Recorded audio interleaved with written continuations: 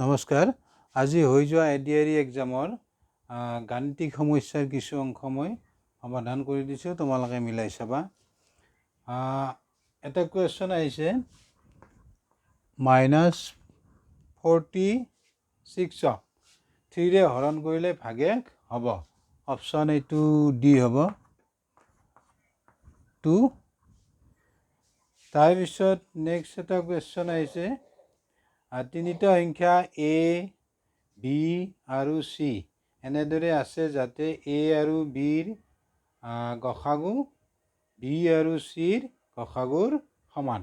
যদি এ আৰু বিৰ লসাগু বি আৰু চিৰ 3 গুণ, বি আৰু চিৰ গসাগুৰ 3 গুণ হয়, তেন্তে চি ইজ টু এ হ'ব। এইটো হ'ব এনচাৰ ডি 1:3। তাৰপিছত নেক্সট এটা কুৱেশ্যন 1 চেণ্টিমিটাৰ বাহুযুক্ত এক সুষম ঘনকত পাব পৰা দীৰ্ঘতম কৰ্ণৰ দিশ সুধিছে। এটি অপশ্যন ডি হ'ব √3। তাৰপিছত নেক্সট এটা কুৱেশ্যন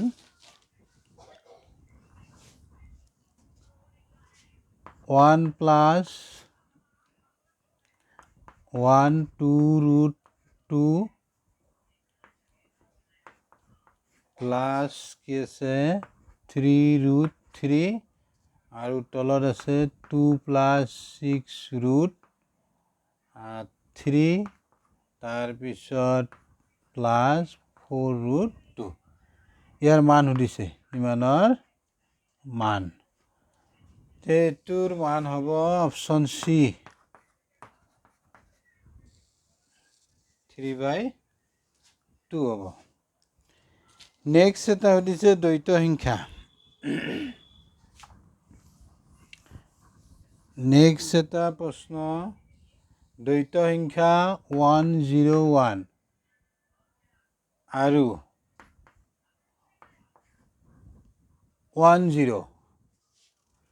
10ৰ পূৰণফল সুধিছে।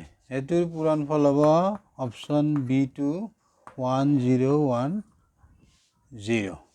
এইটো হ'ব শুদ্ধ উত্তৰ। তাৰপিছত নেক্সট এটা কুৱেশ্যন 5,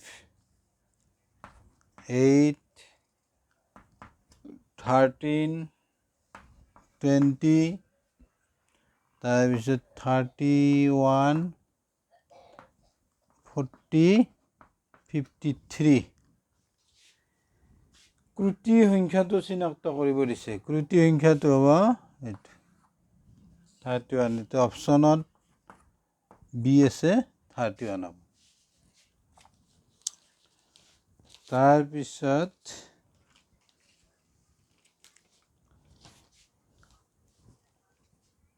নেক্সট এটা কুৱেশ্যন সুধিছে যদি sin θ = cos θ হয়, তেন্তে সুধিছে 1 + tan θ ৰ ভেলু সুধিছে। তেতিয়া হ'ব sin/cos 1 এইটো 10 আহিব 1 আছে, গতিকে এটিৰ এনচাৰ 10। 1 + 1 2। এটি অপশ্যন বিত আছে, বি শুদ্ধ 2 হ'ব। তাৰপিছত নেক্সট এটা কুৱেশ্যন আছে, এইটো হ'ল বি। নেক্সট এটা আছে 16 + 16 হোল স্কুৱেৰ 16 × 16 ইমানৰ 16 ইমানৰ সুধিছে 16% মানটো। এটি হ'ব অপশ্যন ডি 0.64। তাৰপিছত নেক্সট এটা কুৱেশ্যন এইটো মই তোমালোকক কৰি দিছিলোঁ 2022 কুৱেশ্যনত আছিলে 225 তাৰপিছত 729 ৰুট অভাৰ তাৰপিছত আছে 25/144 মাইনাছ 16/81 এটিৰ এনচাৰ হ'ব ডি অপশ্যন -11/36 এইটো হ'ব শুদ্ধ উত্তৰ এইটো হ'ল তাৰপিছত নেক্সট এটা কুৱেশ্যন √9 ইফালে লিখোঁ অলপ 9 প্লাছ √16 তাৰপিছত আছে প্লাছ 5 √42 তাৰপিছত আছে প্লাছ ৰুট অভাৰ 134 তাৰপিছত আছে ৰুট অভাৰ 51 এটিৰ ভেলু সুধিছে এইটো হ'ব অপশ্যন চি 8 হ'ব 8 তাৰপিছত নেক্সট এটা কুৱেশ্যন যদি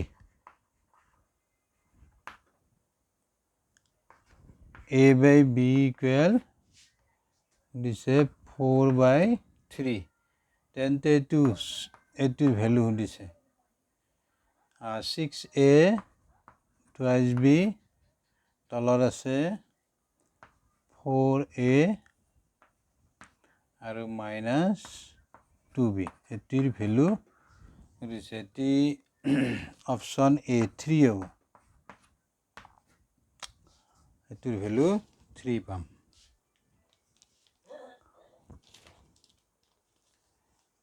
তাৰপিছত 3 হ'ব এইটো নেক্সট এটা কুৱেশ্যন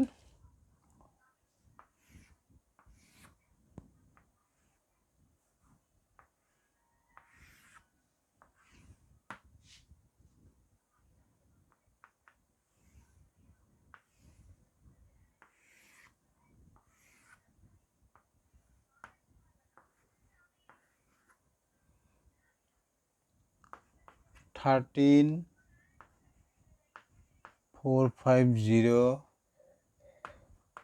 21,832,782,23 এইটো সুধিছে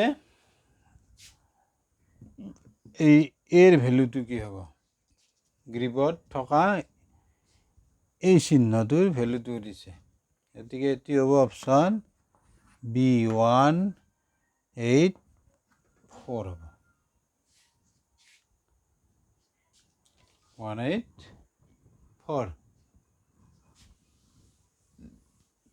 তাৰপিছত নেক্সট এটা কুৱেশ্যন আছে এটা ত্ৰিভুজত তিনিটা কোণৰ মান অনুপাতটো দিয়া আছে 1:3:5 এটা সুধিছে অনুপাতত আছে ত্ৰিভুজটোৰ বৃহত্তম কোণটো হ'ব গতিকে বৃহত্তম অনুপাতত থকা বৃহত্তম সংখ্যা 5 তিনিটা প্লাছ কৰিলে তুমি 9 পাবা ত্ৰিভুজত তিনিওটা কোণৰ যোগফল মান ডিগ্ৰী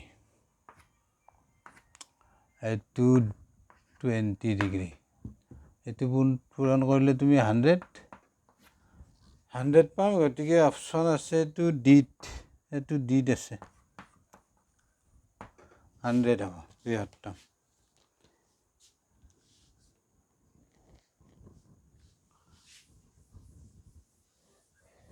তাৰপিছত আছে নেক্সট এটা কুৱেশ্যন, দ্বৈত সংখ্যা 1 1 আৰু 1 0 যোগফল সুধিছে।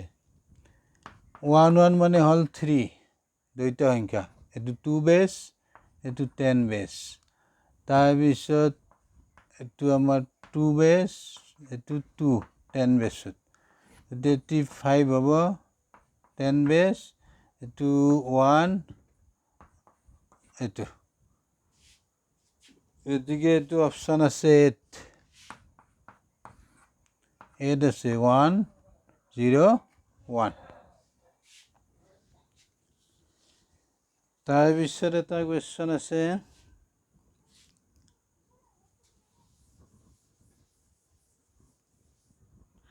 নেক্সট এটা কুৱেশ্যন, এইটো আৰু ৰুট অভাৰ আছে কিমান 1.69, এইটো আছে ৰুট অভাৰ 0.09, গতিকে ইয়াৰ পৰা পাম আমি 0.3, এটিৰ পৰা পাম 1.3, টোটেল কৰি আহিব 1.6। এইটো অপশ্যন আছে ক'ত, বিট 1.6 আহিব।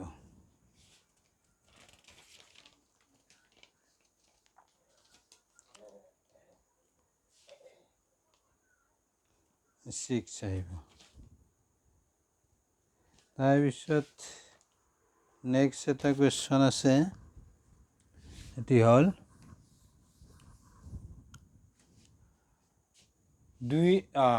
2ৰে হৰণ কৰিলে 1 ভাগেশ, 3ৰে হৰণ কৰিলে ভাগেশ 2 আৰু 4ৰে হৰণ কৰিলে ভাগেশ 3 পাব পৰা স্বাভাৱিক সংখ্যাটো, এটি হ'ব D11। তাৰপিছত আৰু এটা কুৱেশ্যন আছে, যদি 1ৰ পৰা nলৈ স্বাভাৱিক সংখ্যাৰ পূৰণফল Pn বুলি কৈছে, Pn হ'লে আমাক সুধিছে value 1, P1, P2, P3, P4, এটিৰ ভেলু সুধিছে। এটিৰ ভেলু হ'ব অপশ্যন বি 33 হ'ব, এইটো হ'ল 33। নেক্সট এটা কুৱেশ্যন আছে, কছ থিটাৰ ভেলু দিয়া আছে 5/13, এতিয়া সুধিছে সাইন থিটাৰ ভেলু, এটি হ'ব এনচাৰ, সাইন থিটাৰ ভেলুটো হ'ব এইটো, ভেলুটো পাম আমি এইটো 12/13, এইটো অপশ্যন আছে ক'ত, চি।